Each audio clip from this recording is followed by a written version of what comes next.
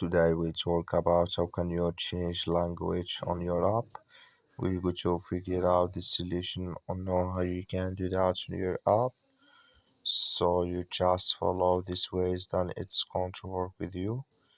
So all you have to do, so you just go here above your photo profile, click on it here.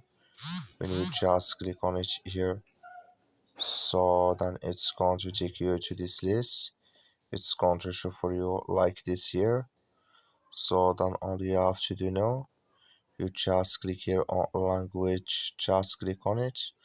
So then here can you select your language in this list here. So that's all you have to do to change your language. That's all. I wish now you are great. Thank you for your watching. So don't forget to support us by liking and subscribe.